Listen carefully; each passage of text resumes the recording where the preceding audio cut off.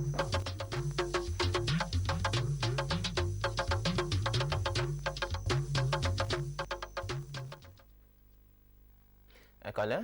ìròyìn àṣálẹ́ la mú wá sí ojúwòrán yín láti lè ṣe Nta Ijebu Ode Adétóyè Adégbèyìn olórúkọ oníròyìn ẹgbẹ́ ìròyìn náà lẹ́kùnrẹ́rẹ́.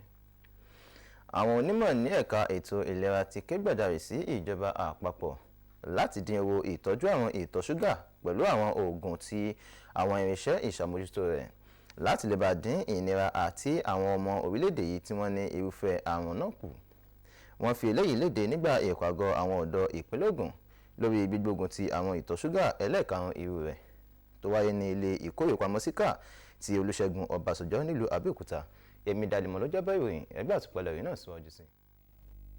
Ìpàdé àwọn ọ̀dọ́ ìpínlẹ̀ Ògùn karùn-ún fún àrùn ìtọ̀ ṣúgà ní àfojúsùn láti kọ́ àwọn tí wọ́n ní ìtọ̀ ṣúgà lórí àwọn ọ̀nà tí ó múnádóko fún rírí sí ìtọ̀ ṣúgà àti láti yọ àwọn àbùkù tí ó so mọ́. Ìyàwó ààrẹ tẹ́lẹ̀ olóyè Ṣẹ́gun Ọbásanjọ́, ìyáàfin Bọ́lá Ọbásanjọ́ rọ àwọn tó wà níbẹ̀ láti rí ìtọ̀ ṣúgà gẹ́gẹ́ bí ohun tí a lè ṣàkóso. Wọ́n tẹnumọ́ bí ó ṣe pàtàkì láti jẹun dáadáa, láti lo oògùn dáadáa àti láti máa ṣe àbójútó déédéé. Wọ́n sọ pé ìrírí ọdún márùndínlógójì tí ààrẹ tẹ́lẹ̀ Olúṣẹ́gun Ọbásanjọ́ ti fi gbé pẹ̀lú ìtọ̀ ṣúgà jẹ́ ẹ̀rí sí ṣíṣe ìtọ́jú rẹ̀ dáadáa. Àwọn olùkọ́ àti àwọn olùkópa náà rọ àwọn ọ̀dọ́ tí wọ́n ní ìtọ̀ ṣúgà láti gbé ìgbésí ayé wọn dáadáa. Àwọn olùkópa tí wọ́n gba ìwé ẹ̀rí ni wọ́n rọ̀ láti tan ìmọ̀ nípa ìtọ̀ ṣúgà àti ìdènà rẹ̀ jákèjádò agbègbè wọn. Ní Abẹ́òkúta, Esther Adébísí ló ń jábọ̀ ìròyìn.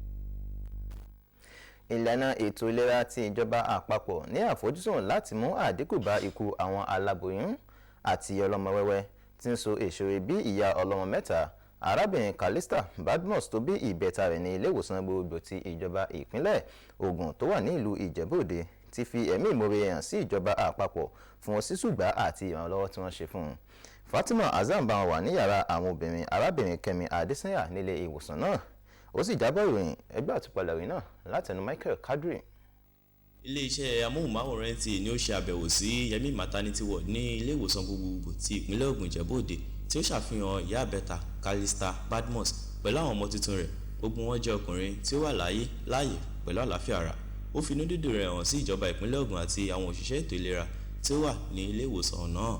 Dókítà agbẹ̀bí tó gbẹ̀bí àwọn ọmọ náà, Dókítà Ọ̀nàsànyà Adéníyì àti ìkan nínú àwọn òṣìṣẹ́ ilé ìwòsàn náà, Ọ̀gbẹ́ni Sulaimon Ishaq, ṣàlàyé bí ìjọba àti ilé ìwòsàn náà ṣe fi ọwọ́ sowọ́pọ̀ láti gba ìtọ́jú títí dé ìbímọ àti ìtọ́jú lẹ́yìn ìbímọ fún ìyá àti àwọn ọmọ rẹ̀. Ìgbà tó yàn bí oní bíi 6 months ló book sọ́dọ̀ wa ń gba aládé tí mo pé oyún ìbẹ̀ta ni. So and ó dẹ̀ ń wá clinic yẹn náà regularly. Àdẹ̀pẹ́lẹ̀ tó jẹ́ alákọ̀ọ́kọ́ nu wọn kò ṣe pé mórí bọ̀ ìdí ló ń gbé bọ̀, so kò dẹ̀ ní dá fún èèyàn bẹ́ẹ̀ yẹn láti fi ìdí bí irú ọmọ bẹ́ẹ̀ wá tó jẹ́ pé mẹ́ta ni wọ́n. So pàtó dẹ̀ la ṣe wá ṣe iṣẹ́ abẹ fún wọn láti fi deliver àwọn ọmọ mẹ́tẹ̀ẹ̀ta yẹn, bọ̀tọ̀ mẹ́tẹ̀ẹ̀ta yẹn ọkùnrin la mẹ́tẹ̀ẹ̀ta àwọn dẹ̀ wà òkè. Kí ó ṣíwájú kí wọ́n tó bímọ láti ń tọ́jú wọn láì gbà kọ́bọ̀, gbogbo oògùn gbogbo wọn fẹ́ ṣe scan wọn nídìí ẹ̀jẹ̀ àyẹ̀wò gbogbo ẹ̀ là ń rí pé wọ́n à ń ṣe fún wọn lọ́fẹ̀ẹ́ gẹ́gẹ́ bí wípé a ti rí wọn bí ẹni tí ipa kún torí pé kì í ṣe gbogbo èèyàn. Bàbá àwọn ìbẹ́ta náà kò lè fi ayọ̀ àti ìdùnnú rẹ̀ pamọ́ lórí ìtọ́jú tí ilé ìwòsàn náà ṣe, èyí tí yọrí sí ìgbáyégbádùn àwọn ọmọ àti ìyá wọn. Ìbí àwọn ìbẹ́ta yìí wáyé lásìkò ètò tí ó péye fún ìtọ́jú àwọn abiyamọ àti ìtọ́jú ọmọ tuntun pẹ̀lú àjọṣepọ̀ àpapọ̀ àjọ orílẹ̀-èdè Nàìjíríà àti ẹ̀ka ìlera ti ìpínlẹ̀ Ògùn, èyí tí ó mú àwọn ọmọ ìdílé Badmus jẹ́ 6 láti ilé-iṣẹ́ Nta Ijebu Ode. Michael Kadri ló ṣe àtúpalẹ̀ rẹ̀. Ìgbìmọ̀ àwọn lọ́balọ́ba ìpínlẹ̀ Ọ̀ṣun tí a mọ̀ sí ìpínlẹ̀ ọmọlúàbí ti ké gbàjarè sí ààrẹ orílẹ̀-èdè yìí Bọ́lá Ahmed Tinubu pé kó dá sí kó sì wá ìyànjú sí àwọn ohun tó ń dènà àìsan owó ìsàpòrò fún àwọn ìjọba ìbílẹ̀ ní ìpínlẹ̀ náà. Rotimi Akamọ ló jábọ̀ ìròyìn wípé èyí wáyé látàrí owó ìsàpòrò ìjọba ìbílẹ̀ tí ìjọba àpapọ̀ dì mọ́wọ́ tí kò sì fi wọn. Ẹgbẹ́ ẹ̀kúnrẹ́rẹ́ náà síwájú sí. Àwọn ìgbìmọ̀ lọ́balọ́ba ìpínlẹ̀ Ọ̀ṣun kóra wọn pọ̀ sí àfihàn ní ti Ilé-Ifẹ̀ láti jíròrò lórí ìdí tí gbogbo ìjọba ìbílẹ̀ ní ìpínlẹ̀ Ọ̀ṣun kò fi rí owó gbà láti àsùnwọ̀n ìjọba àpapọ̀ láti bí oṣù 6 sẹ́yìn.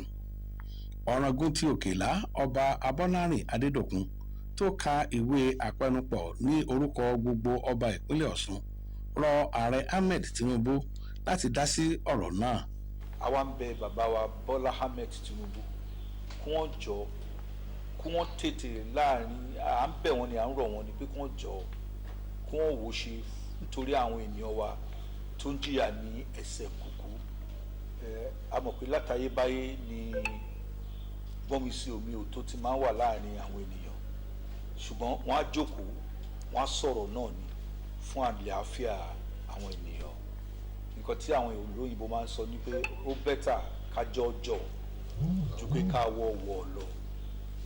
Àwọn ọmọ wa ò gbúdọ̀ bára wọn jà nítorí wọ́n ní ìfẹ́ àwọn mẹ̀kúnnù, ìyà sì ń jẹ àwọn mẹ̀kúnnù. Òun la ṣe sọ pé a lè máa wò. Èyí ni àmúbọ̀ ìpàdé tá a ṣe ní gbogbo àwa lọ́balọ́ba ní ìpínlẹ̀ Ọ̀ṣun ní Òṣogbo ní July ni a ti ṣe ìpàdé yìí. A kàn ní pé ká tún wò ẹnu lẹ̀ wò káwo ibi tó tún ń lọ.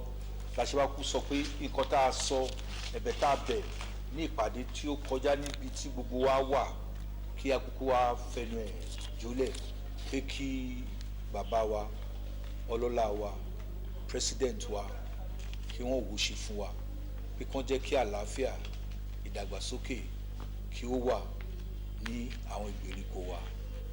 èròǹgbà àwọn lọ́balọ́ba ìpínlẹ̀ Ọ̀ṣun ni pé sísan owó sí ìjọba ìbílẹ̀ gbogbo ní ìpínlẹ̀ Ọ̀ṣun yóò jẹ́ kí ilé ayé rọrùn gbẹdẹmukẹ fún gbogbo olùgbé ìpínlẹ̀ Ọ̀ṣun. Láti ààfin Ọ̀ọ̀ni ti Ifẹ̀, Rótìmí Àkámọ́ ló ń jábọ̀ ròyìn.